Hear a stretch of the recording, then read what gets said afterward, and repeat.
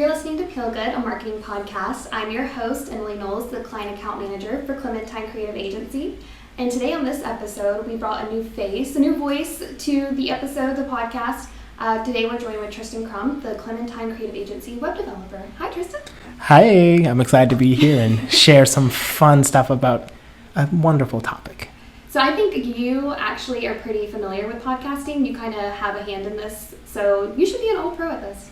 Pretty much. I grew up around microphones. My dad was a DJ and all this other stuff, but I won't bore you with all the details. What you can bore us with is, or excite us with actually, it's not going to be boring. You can tell us how web developing, in your web developing role, you kind of wear many hats of that, but you also, when you're web developing itself, like a website, obviously, design development, you kind of have to take in this user approach and how like that user is experiencing that website in the best way that that website can be played out for its audience. And that kind of falls under this umbrella of user experience design, which in a broader sense is kind of marketing facing altogether. It's not just particular to website development, but it definitely can fall within that same realm and what you kind of do on your day-to-day basis. But to start, just tell us, what is user experience design? User experience design is such an interesting thing, especially today. We've seen a lot of change when it comes to technology and how we interact with it. Back in the day, you could pretty much put anything up and it would be fine and it would work. But now, because of our heavy reliance on technology and how well it integrates and how much it integrates with us, we really have to put more focus on how it is that we use it and how it's being used for individuals. And that's where UX design comes in. So user experience itself is the actual experience that individuals have with using a product. Mostly we think about, of course, applications and websites, but it goes a bit beyond that. But specifically, it's how simple it is to use and how much joy and pleasure people derive from using it. It kind of sounds like something Apple itself was yes. kind of the pioneer of it. Is that right? It is. I know that. No, you nailed that one right on the head. So essentially, what we know as the father of UX design was an individual named Donald Norman. He was a cognitive scientist at Apple, and his whole focus was being the first person who was the user experience designer or the architect. And you can really see that throughout the entire product line for Apple. Every time you go to your iPhone or your iPad or an Apple Watch, everything seems to work perfectly together. And that was on purpose. They made sure that every time you use any of these devices and have an experience with them, they're all seamless and they all help the user to do whatever it is that they need to do. Yeah. And that's the beauty of UX design. Yeah, Steve Jobs may be the face of Apple, but it definitely takes a village. So thankful to him. For user experience design, that's kind of the method that we're talking about here, but the kind of, what is the process of a UX design? Exactly. So the process, as you mentioned, it doesn't go just to the fact of the actual design itself, but the methodology that goes with it. Right. So generally what we would do in a UX period is it has a different things. Usually we call it design thinking. So in this instance, you have different approaches. The one that I kind of drill down now to is about 4 different C's, which is to comprehend, collect, create, and to cycle. So for example, if we were to take a business like a flower shop, we could know that today during the current economic crisis and different things, it's kind of hard for them right now. Yeah, and that's a small business. As a small business, it's difficult. But that's because usually their reliance is on foot traffic, having people come in and out of the door, and that's how they would experience it. But nowadays, we have to change how it is that we go about doing different things when it comes to being a small business, an entrepreneur, or even larger organizations. Right. So in this instance, they can use the 4 C's. So for example, we'll comprehend. The challenge that they're having, what is it? Oftentimes we can get that information from the actual users or their customers. That's why it's always important to remember that the customer is the actual focus of whatever it is that we're designing. Right. Because most often not, they're the ones who are going to tell us if it's working or if it's not working. Right.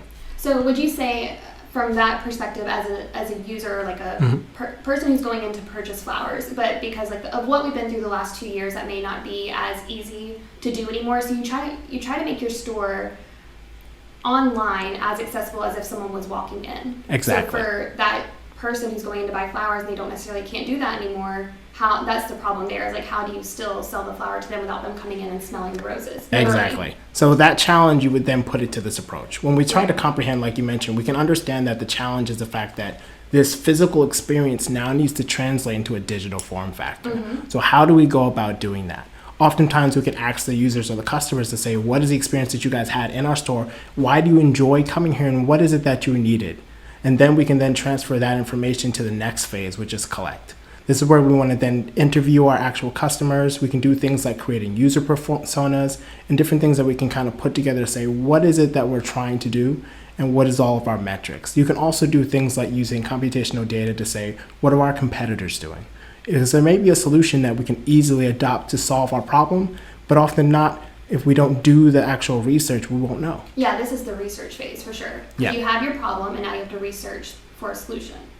And what we do then is we take those two pieces of comprehending to understand the problem, collecting to understand what the things are, the challenges, the pain points, and possible solutions, and then we translate into that third C, which is the creating phase. Right. For me, this is my enjoyable part because this is where my job generally comes in when I start to craft the experience.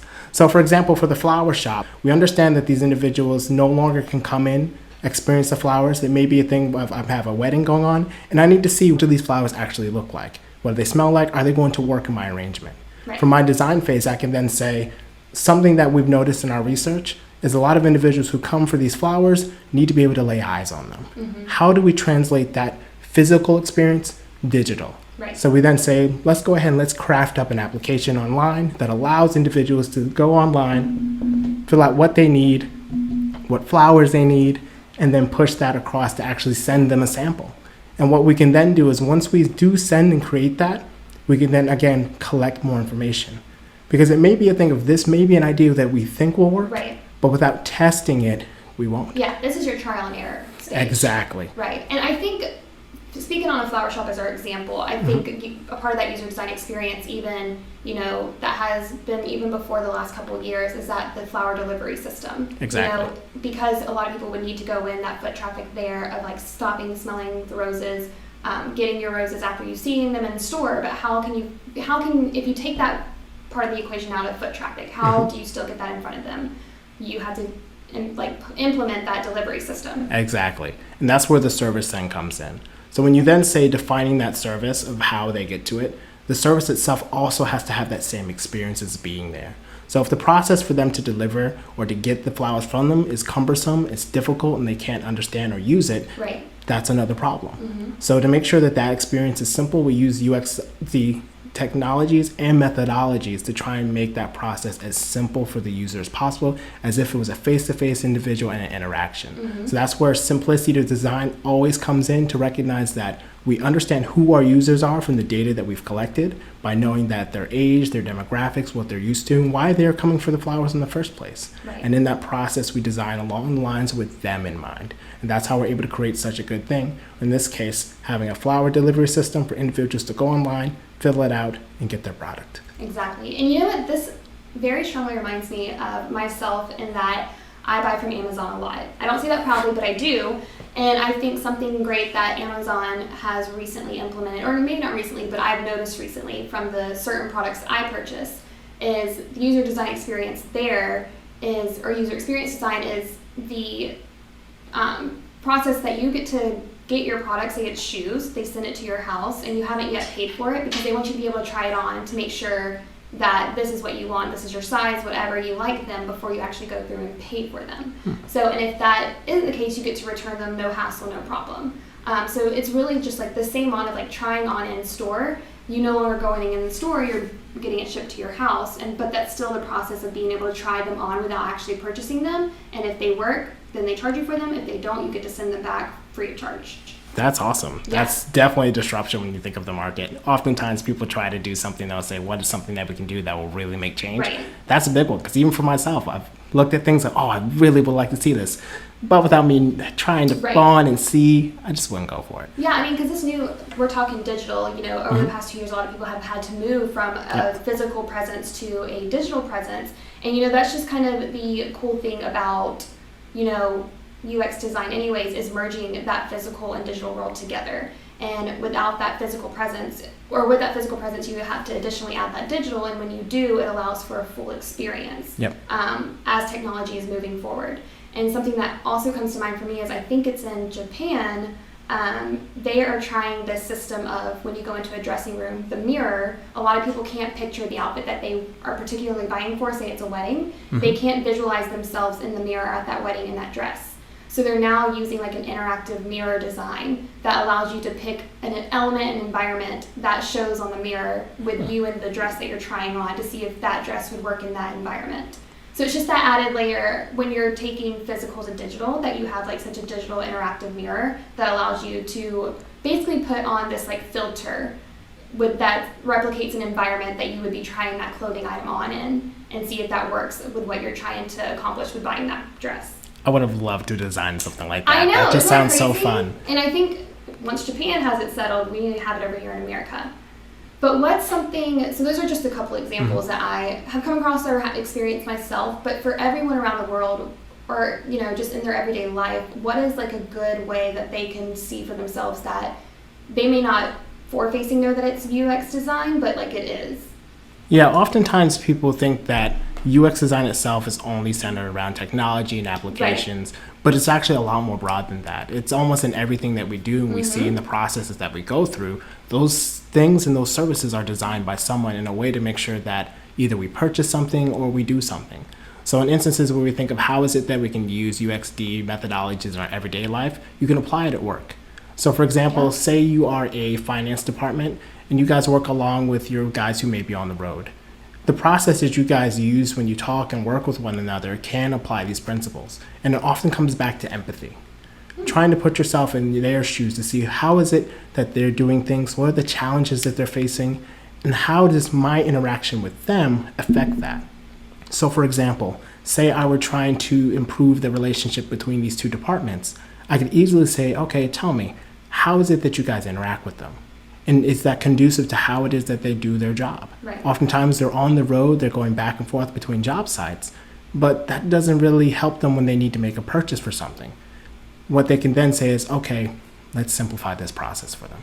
Let's use UXD to create an application, or let's do something where we even over the phone, we can make that experience easier for them to guide them through the process. And what business owners will notice is when you start to work from that methodology of wondering what is it that each person needs, that empathy will allow those interactions and the productivity to skyrocket, because then there's no more friction, but rather everyone's starting to work easily with one another. And it goes on even to our own daily lives. Yeah, so if we take a step back and you talk about the empathy and how it's about putting yourself in that person's shoe, and how to that audience and to that user, how you're able to put yourself in that same mindset in order to come to a solution that's good for them.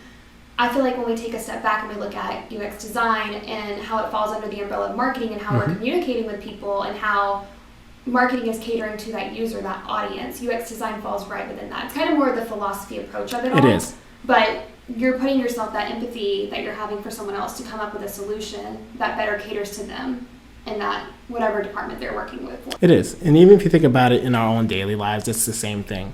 Most stuff when it comes to UXD always comes again back to the human element. And because of that, we can always focus on how it is that we interact with one another in our relationships, whether it's our family, our mates, our children.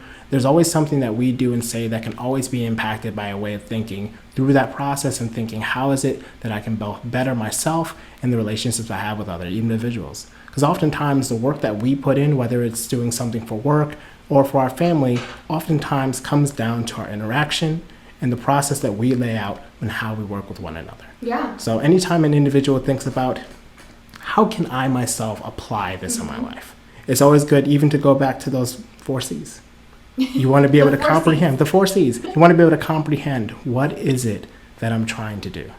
Is it improving the relationship? Is it trying to say, hey, how can we do this job a little bit more effectively? How can we save money? Always understanding what the problem is. Yeah, identifying the problem. Yeah, it's a core thing.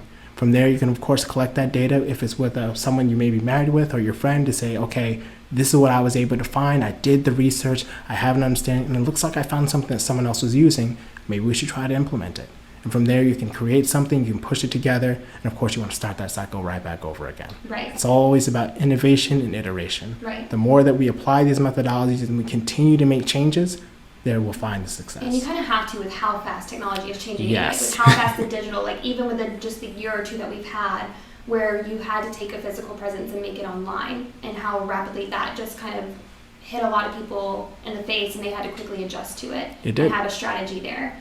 One last question I want to ask for you is, in your position here at Clementine, how do you implement this methodology of UX design when you're in the process of developing a website or working with our creative director on the design of the website? Yeah, so for me here at Clementine, a lot of times we recognize that we have a certain demographic that maybe we work with, and how is it that what we're creating is going to cater to that? Because oftentimes we're working on behalf of these individuals to say, how is it that their customers need to work and what is challenges that they're facing? Yeah. So oftentimes when I'm designing a website, for example, I may need to focus on the actual text size to say, is this legible?